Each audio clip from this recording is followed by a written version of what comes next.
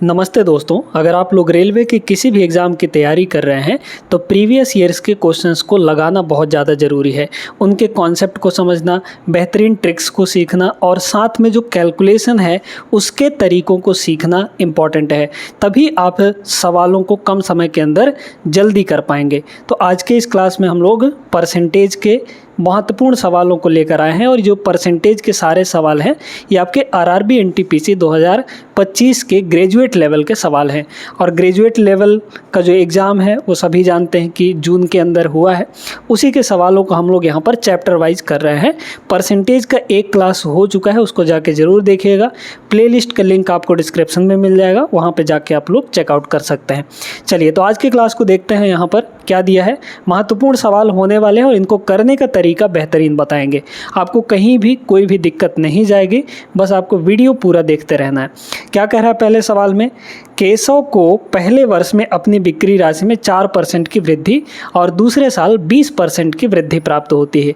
यानी कि 2 लगातार सालों में पहले साल 4% की इंक्रीमेंट, दूसरे साल 20% की इंक्रीमेंट हो रही है। इसके साथ उसकी वर्तमान बिक्री 1,56,000 है, तो 2 वर्ष पहले उसकी बिक्री कितनी थी। बहुत सिंपल सा इसका कॉन्सेप्ट है। हमें पूछा गया है 2 साल पहले की बात, वर्तमान का दिया गया है, ठीक है। 2 साल पहले मान लीजिए कि यहाँ पर x रुपए का था बिक्री, है ना, x रुपए की सेलिंग हो रही थी। तो पहले साल 4% बढ़ा, 4% बढ़ा। तो पहले साल अगर 4% बढ़ाएंगे तो ओरिजिनल वैल्यू तो 100% है, 4% बढ़ा देंगे तो कितना हो जाएगा, 1 साल बाद 104% हो जाएगा। 100 + 4 यानी 104%। परसेंट को हम लोग डिवाइड बाई 100 भी लिखते हैं। फिर आगे देखिए, दूसरे साल 20% बढ़ा, तो 100% में 20% इंक्रीमेंट देंगे तो कितना हो जाएगा, 120% हो जाएगा। तो ये हो गया 120% यानी डिवाइड बाई 100। अब 2 साल बाद इतना ही हो गया सेलिंग, है ना।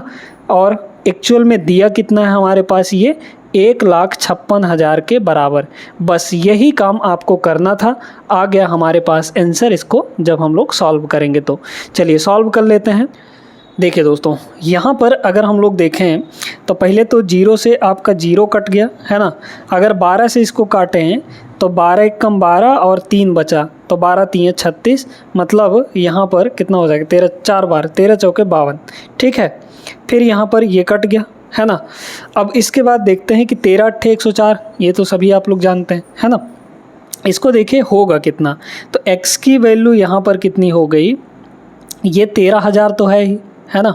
सॉरी 1 लाख कितना है, 13,000 ही है ना, हाँ ठीक है। 13,000 ये हो गया डिवाइड में, अच्छा मल्टीप्लाई में ये 2 ठो 0 और 1 ये, मतलब 3 ठो 0 और जाएगा ऊपर, ठीक है।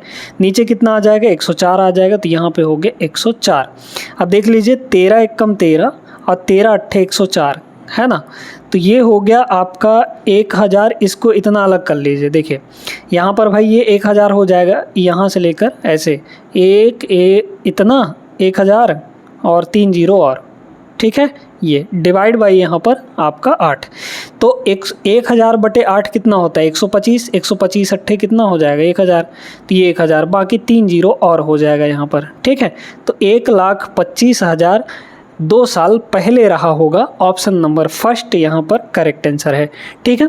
आगे चलते हैं, हम लोग दूसरे सवाल को देखते हैं। यहाँ पर चलिए अगला सवाल देखिए।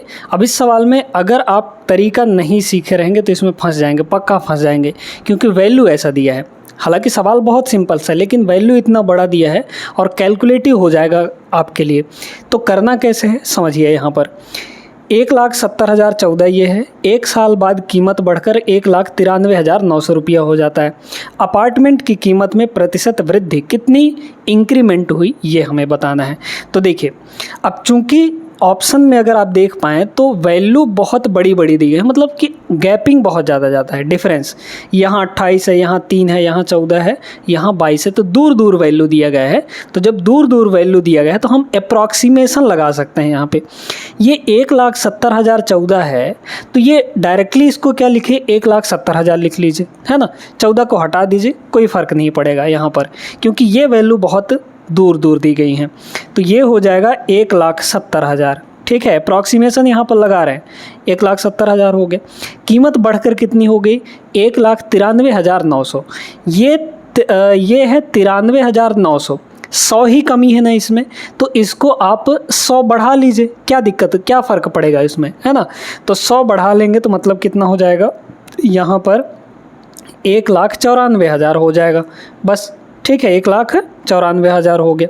तो देखिए अब इनका रेशियो ले लेंगे, मतलब हमारी वैल्यू यहाँ से यहाँ बढ़ी है, रेशियो लेंगे तो कितना हो जाएगा, 3 जीरो से 3 जीरो आपका ख़त्म हो गया, 170 194, मतलब वैल्यू जो है 170 से 194 हो रही है। कितना बढ़ा है, 24 यहाँ पर इंक्रीमेंट हो गया, यही ना पूछा है कि कितना परसेंट बढ़ गया है, ठीक है। तो 24 बढ़ गया है ना, किस पर, इनिशियल वैल्यू कितनी है 170 है, तो डिवाइड में 170 रख लेंगे। अब इसको परसेंट में चेंज करना है तो 100% से सीधे सीधे मल्टीप्लाई कर देंगे। देखिए जीरो से ये आपका जीरो कट जाएगा, ऊपर हो गया 240 डिवाइड बाई यहाँ पर 17, ठीक है, ये आ जाएगा आपका। काटेंगे अगर हम लोग तो 17 एक कम 17, फिर बचा 7, है ना, तो कितना हो जाएगा 70, तो 17 चौके 68, माने 14 दशमलव कुछ आएगा, 14 के आसपास ही वैल्यू आएगी, ज़्यादा कम न ज़्यादा अधिक होगा। तो 14 के आसपास कहाँ है, ऑप्शन नंबर सी में, ये आपका करेक्ट आंसर रहा, है ना। अगर आप लोग एग्जैक्ट वैल्यू ले लेके करते तो आपको बहुत ज़्यादा दिक्कत होता, है ना, उसमें काटने में फिर आपको नानी याद आ जाती। आगे चलिए अगले सवाल पर। तीसरा सवाल ये रहा आपके सामने, ये तो बड़ा आसान सा प्रश्न है। यदि के का 25% 25 के 1200% से 10 कम है तो के का मान कितना होगा। बहुत सिंपल सा, बहुत आसान सा प्रश्न। के का 25%, के का मतलब मल्टीप्लाई, और 25% का मतलब होता है 25/100, काटेंगे तो 1/4 आएगा। फ्रैक्शन वैल्यू याद रखिएगा, 25% माने 1/4। ये जो है 25 के 1200%। एक चीज़ आपको याद दिला दें कि जब हम परसेंटेज काटते हैं तो 2 जीरो कट जाता है, ठीक है भाई, क्योंकि परसेंट का मतलब होता है डिवाइड बाई 100। तो यहाँ से अगर परसेंट को हटा दें तो 2 जीरो ख़त्म हो जाएगा कि नहीं, है ना। तो मतलब 25 का 12 ही देखना है हमको, ठीक है। तो 25 का 12 से कितना कम है, यहाँ पर 10 कम है, बस आ गया हमारा आंसर।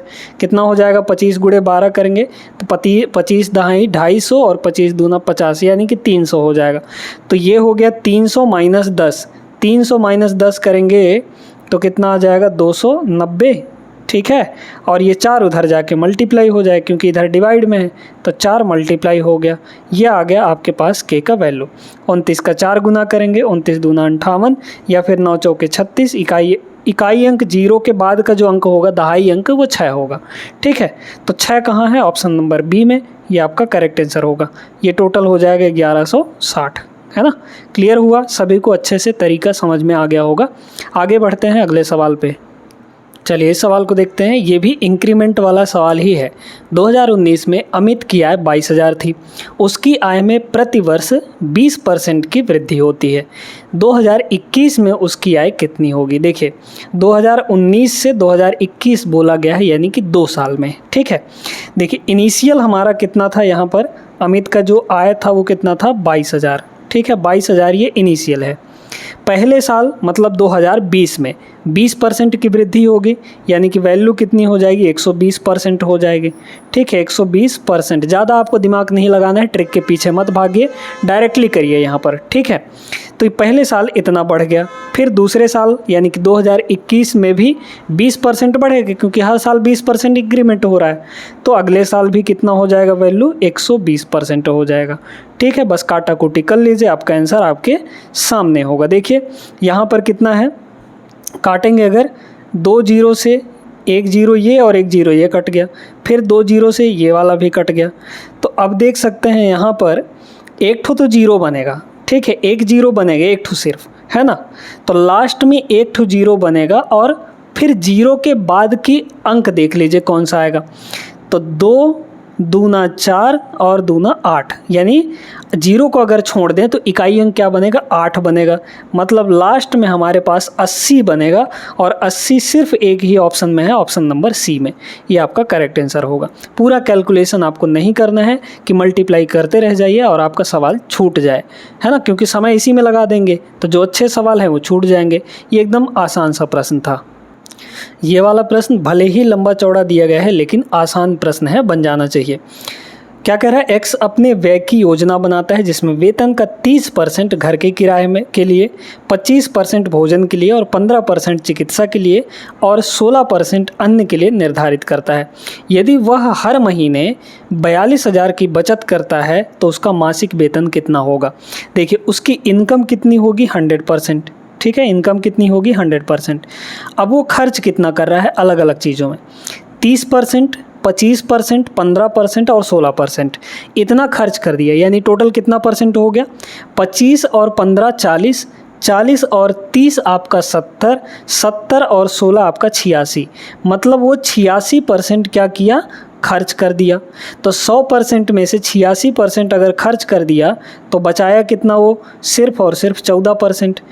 और बचा कितना रहे एक्चुअल में, 42,000। तो 14 की वैल्यू कितनी है, 14% की वैल्यू यहाँ पर 42,000 है। बस हमारे सामने आंसर आ गया।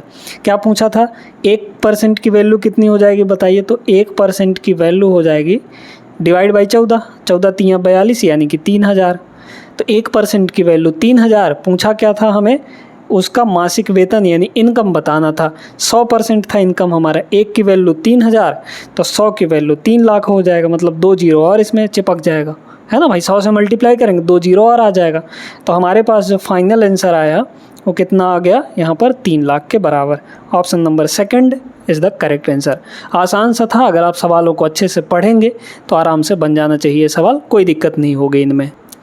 अब ये सवाल बहुत सिंपल सा है, इसको आप लोग ज़रा सॉल्व करिएगा, वीडियो रोक लीजिए और 30 सेकंड में इसको सॉल्व करना है। देखिए आप कर पाते हैं कि नहीं। एक व्यक्ति की आय में प्रतिवर्ष 15% की वृद्धि हो जाती है। यदि प्रारंभिक में 70,000 है तो 2 साल बाद कितना होगा ये बताना है। ठीक है, बहुत अच्छा प्रश्न है। यहाँ पर आप ये समझिए कि भाई 2 साल बाद कितनी हो जाएगी, है ना। 2 साल बाद कितनी हो जाएगी अगर 15% के रेट से बढ़ रहा है तो। चलिए तो इसको लगाते हैं हम लोग। यहाँ पर इनिशियल कितना है, 70,000, है ना। यहाँ पर कितना है, 70,000 के बराबर है। ठीक है, ये हो गया 70,000। 15% बढ़ाइए, 15% बढ़ाने का मतलब है 15% की अगर फ्रैक्शन वैल्यू देखा जाए तो 5 3 15 और 20 पंचे 100, मतलब 20/3 है। ठीक है, तो हर साल 20 पर 3 बढ़ जाएगा। 20 पर 3 बढ़ाइए यानी कि 23/20। ये पहले साल की कहानी। दूसरे साल 2 साल में पूछा है, 2 साल बाद पूछा है, तो 2 साल यानी दूसरे साल भी इतना ही हो जाएगा, 23/20 के बराबर। अब इसे हमें मल्टीप्लाई करना है। ठीक है, मल्टीप्लाई करना है और काटना पीटना भी है।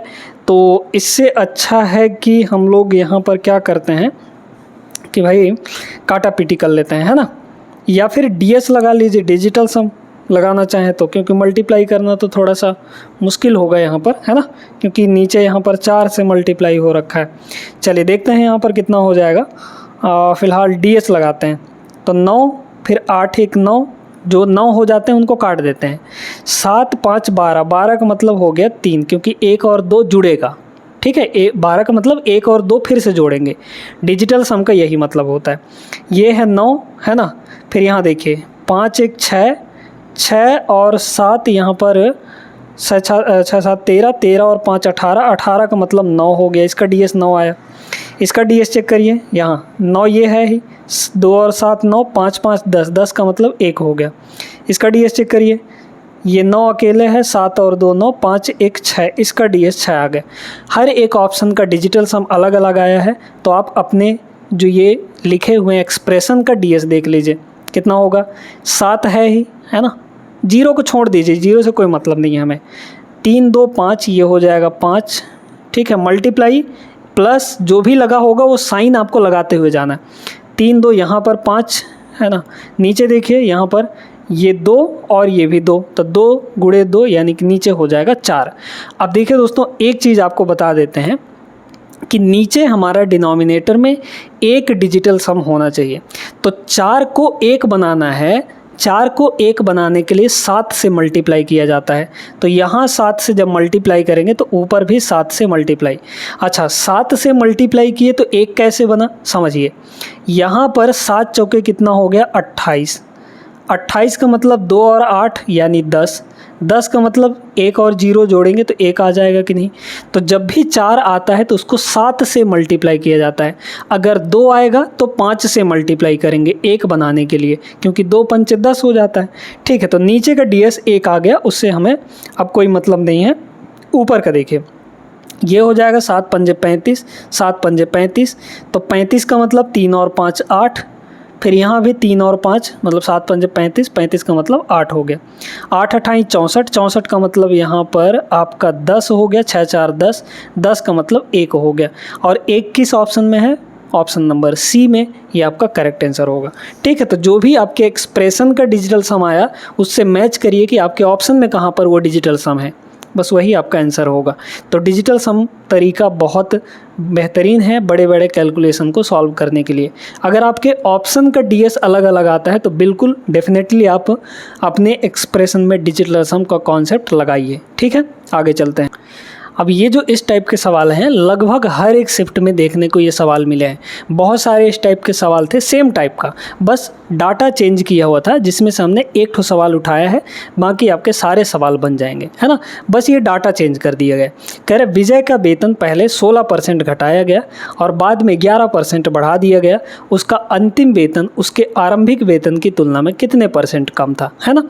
भाई ये बताइए कि पहले तो वो 16% घटा दिया, फिर 11% बढ़ा भी दिया, यानी ओवरऑल कितने का चेंज आए ये हमें बताना है। ठीक है, तो इसके लिए क्या करना है, अब यहाँ पर एक जगह घट रहा है, एक जगह बढ़ रहा है, या फिर दोनों जगह बढ़ सकता है, या फिर दोनों जगह घट सकता है। तो जब भी ऐसे घटने बढ़ने वाला आए परसेंटेज में तो उसमें लगता है सक्सेसिव। सक्सेसिव का फॉर्मूला बस याद रखिएगा, यहाँ पर क्या है A और B। ठीक है, अब कैसे यूज करना है देखिए, A मतलब पहला इंक्रीमेंट या डिक्रीमेंट, B मतलब दूसरा इंक्रीमेंट या डिक्रीमेंट। ठीक है, तो इसका जो ओवरऑल परसेंटेज आएगा, ओवरऑल जो चेंज आएगा, ओवरऑल जो परिवर्तन आएगा वो आता है A + B + AB अपॉन 100। बस ये चीज़ ध्यान रखिएगा, ये है सक्सेसिव का फॉर्मूला, इतना ही ओवरऑल चेंज आता है ना। अब लगाएंगे कैसे, A का मतलब यहाँ पर 16%, लेकिन जब भी घटाने की बात करें तो वहाँ पर आपको क्या करना है, माइनस लगा देना है।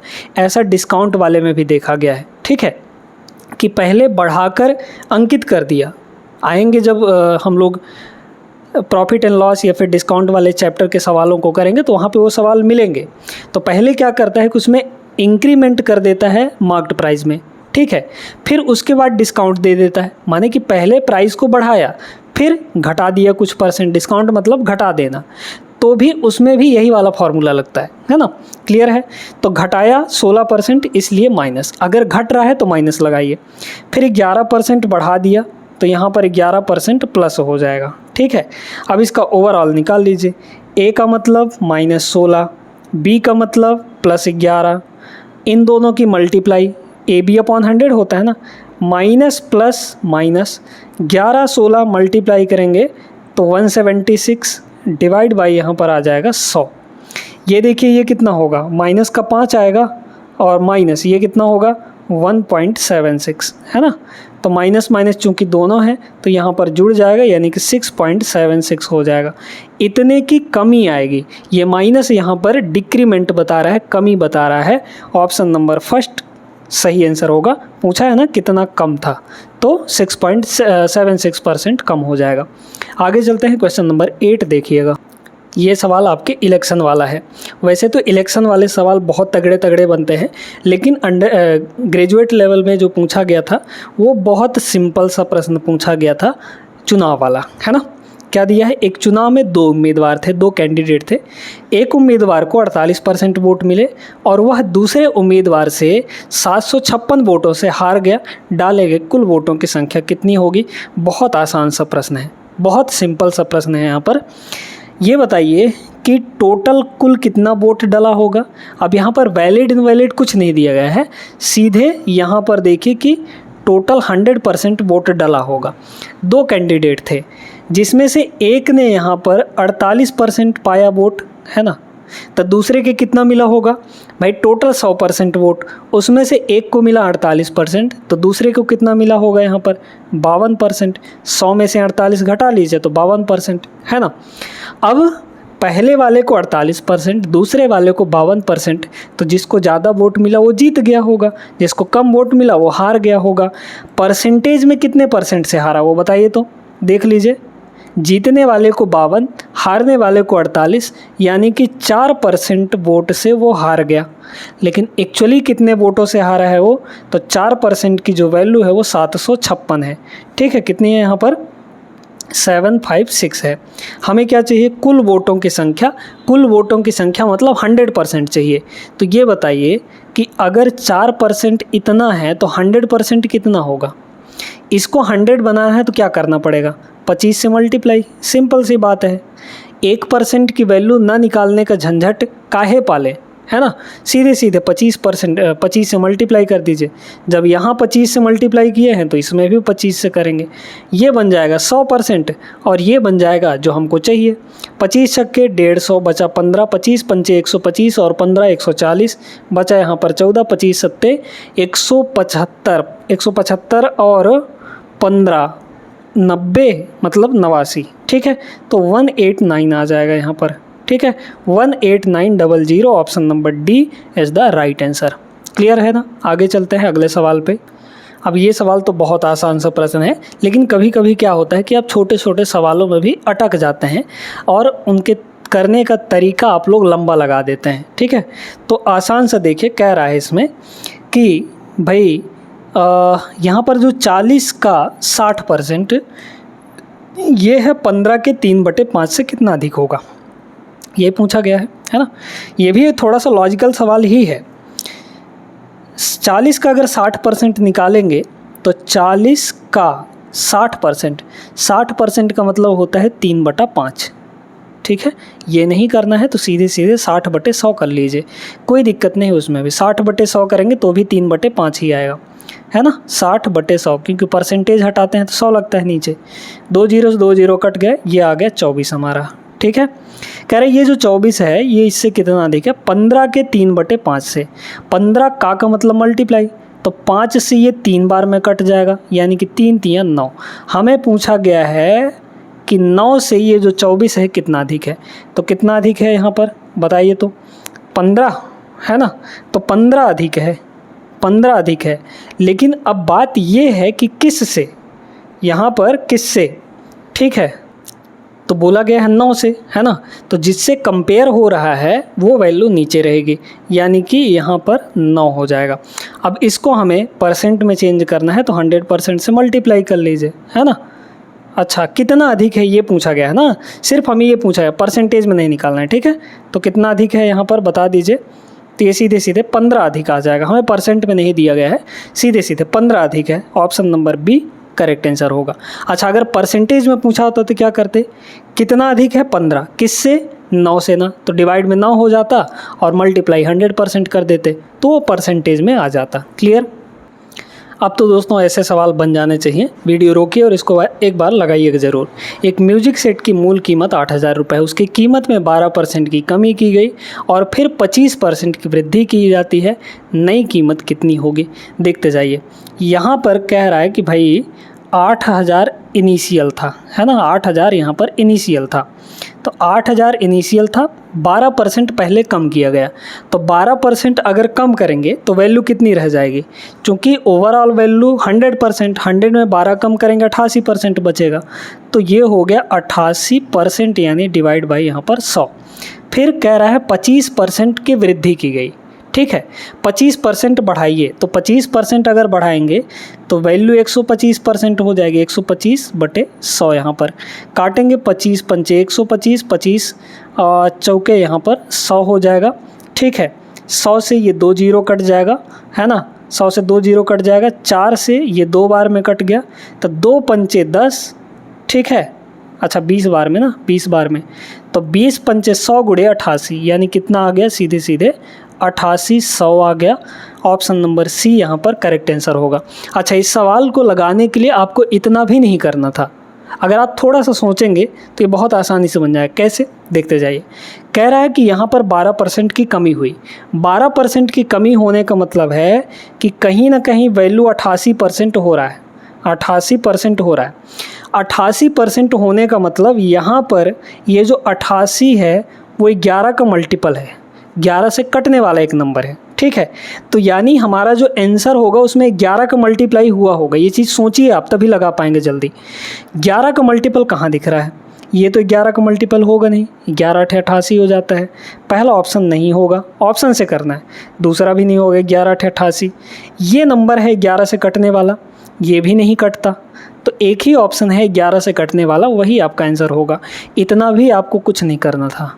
क्लियर हो गई बात अच्छे से कि नहीं? आगे चलिए अगले सवाल पर।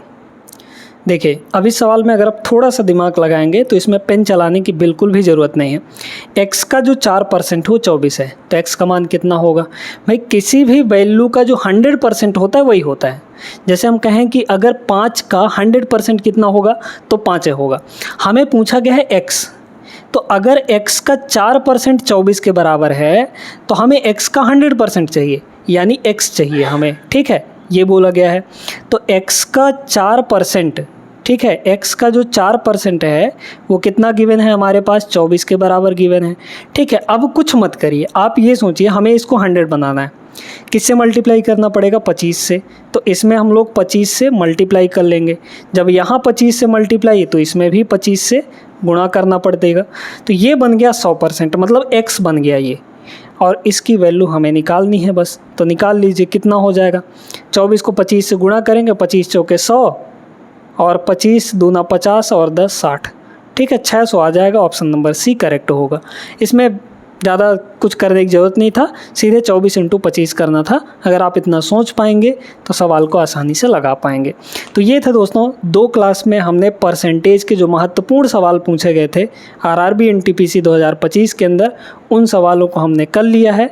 लगभग 20-25 सवाल यहाँ पर किए हैं, क्योंकि पहले क्लास में हमने समथिंग 12-13 प्रश्न किया था, और यहाँ पर ये जो सवाल 11 हैं इनको हमने किया।